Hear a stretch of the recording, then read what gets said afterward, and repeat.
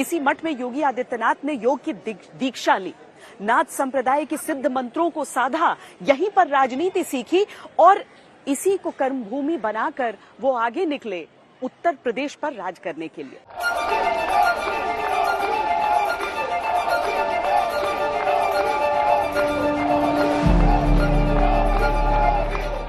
योगी आदित्यनाथ, कर्म से राजयोगी।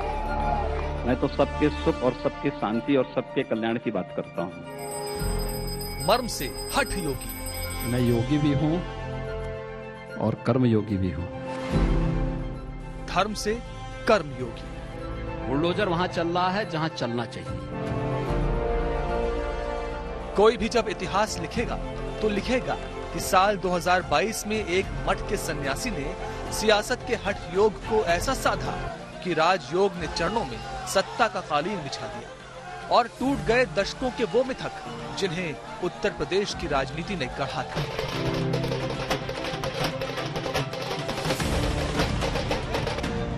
यूपी राजनीति के 71 साल के इतिहास में योगी आदित्यनाथ पहले ऐसे पूर्णकालिक मुख्यमंत्री हैं जिनका जनता ने दोबारा सत्ताभिषेक किया।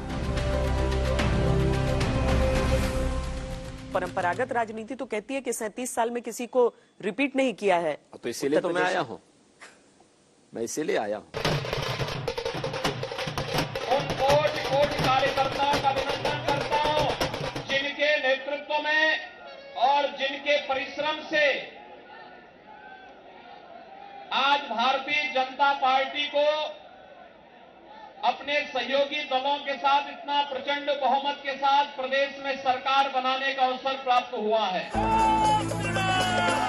योगी आदित्यनाथ पर जनता ने ऐसा भरोसा किया कि भारतीय जनता पार्टी के यूपी इतिहास में ये पहली बार हुआ कि बीजेपी ने 40% वोट शेयर के आंकड़े को पार किया। 2019 में जब लोकसभा में हम दोबारा जीत करके आए तो ज्ञानियों ने कहा था कि भाई 2019 के जीत में क्या है, ये तो 2017 में ही तय हो गई थी, क्योंकि 2017 में यूपी का रिजल्ट आया था। मैं मानता हूं इस बार भी ये ज्ञानी जरूर कहने की हिम्मत करेंगे कि 2022 के नतीजों ने 2024 के नतीजे तय कर दिए हैं। जो ये प्रचंड बहुमत भारतीय जनता पार्टी को देश के सबसे बड़े राज्य में प्राप्त हुआ है, एक प्रचंड बहुमत भारतीय जनता पार्टी के राष्ट्रवाद, विकास और सुशासन के मॉडल को उत्तर प्रदेश की 25 करोड़ जनता का आशीर्वाद है। योगी आदित्यनाथ ने भगवा धारण किया, लेकिन सत्ता के राजधर्म का भी ऐसा पालन किया कि पुरानी कवायदें, रवायतें, मान्यताएं सब टूटकर बिखर गईं और यूपी के इतिहास का नया अध्याय शुरू हो गया। आप भ्रम तोड़ना चाहते हैं कि मैं तोड़ी रहा हूं, उसी भ्रम को तोड़ने के लिए मैं आया हूं। इस बानिए में मैं इसीलिए आया हूं कि जनता के सारे भ्रम को तोड़ेंगे। वो अंधविश्वास जो यूपी के अब तक के मुख्यमंत्रियों को नोएडा आने से रोकता था। जब मैं नोएडा गया था तब भी इन्होंने कहा था ना कि नोएडा जो जाता है वो सीएम अपना कार्यकाल पूरा नहीं कर पाता है। वो अंधविश्वास जिसकी वजह से देश के लिए दिल्ली का स्वागत द्वार नोएडा अभिशापित था।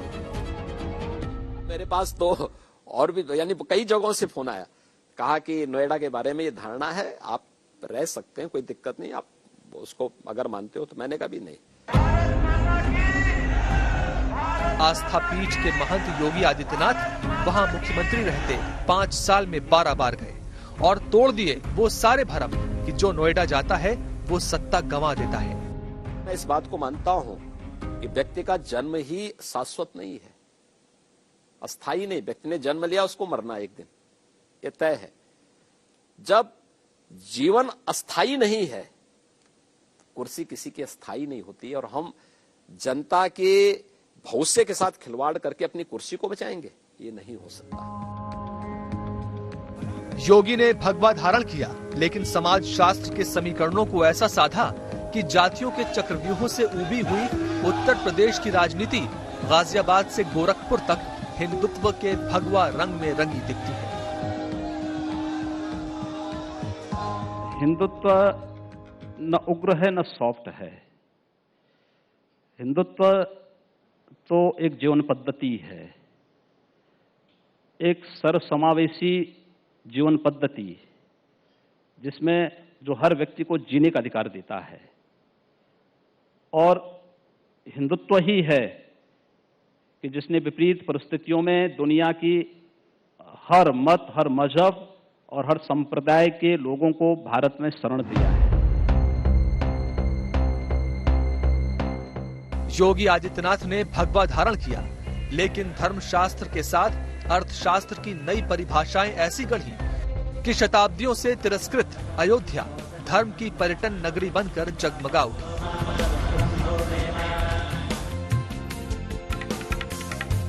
योगी आदित्यनाथ ने भगवा धारण किया, लेकिन सत्ता के भुजदंड का प्रहार अपराधियों, माफियों और गुंडों पर इतना तेज किया कि जनमानस ने बुलडोजर बाबा, महाराज और महंत जैसे विशेषण जोड़ दिए। एक प्रोग्रेसिव यूपी, अब जातिवादी यूपी नहीं होगा, अराजक यूपी नहीं होगा, गुंडागर्दी का यूपी नहीं होगा, परिवारवादी यूपी नहीं होगा, एक प्रोग्रेसिव यूपी। योगी ने सुशासन की बात की, डिलीवरी की बात की, और जो कानून व्यवस्था के मार्फत इन्होंने जो अभियान चलाया माफियाओं पर, तो इससे छोटे माफिया जो थे वो दहशत में आ गए। उन्होंने या तो अपना ट्रेंड बदल दिया या शहर छोड़ दिया, और छोटे छोटे अपराध जैसे चैन खिंचाई, जैसे महिलाओं के साथ छेड़छाड़, जैसे गाड़ी चोरी कर लेना, तो ये जो छोटे अपराध वाले लोग थे ये डरे और ये बंद हुआ। इससे जनता के बीच फील गया।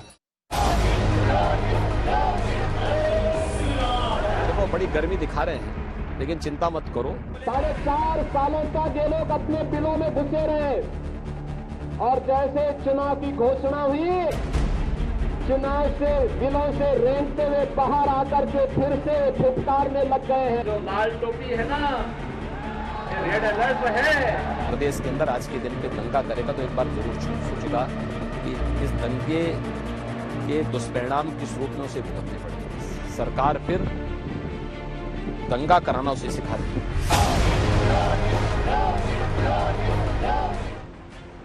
अव्यवस्थाओं पर झल्लाते योगी आदित्यनाथ को यूपी ने देखा। तो बरसात के पहले नालियों की सारी शेड को निकाल दिया जाए, उसको सबका निस्तारण भी कर दिया जाए, क्योंकि अगर ये सब नहीं करेंगे तो बरसात में सब ओवरफ्लो होकर के सड़कों में पानी बह निकलेगा। कुचेष्टाओं पर क्रोधित होते योगी आदित्यनाथ को यूपी के लोगों ने देखा। दंगाइयों के फोटो फिर से लगाएंगे चौराहे चौराहे पर। नाम सुना होगा लंकेश, इनका नाम है दंगेश। राजनीतिक प्रतिद्वंद्वियों को निर्ममता से ललकारते भी योगी आदित्यनाथ को यूपी की सियासत ने खूब देखा। गर्मी जो अभी किराना में और मुजफ्फरनगर में कुछ जगह दिखाई दे रही ना, ये सब शांत हो जाएगी इसके बाद, क्योंकि गर्मी कैसे शांत होगी ये तो मैं मई और जून में भी इसको बहुत शिमला बना देता हूं।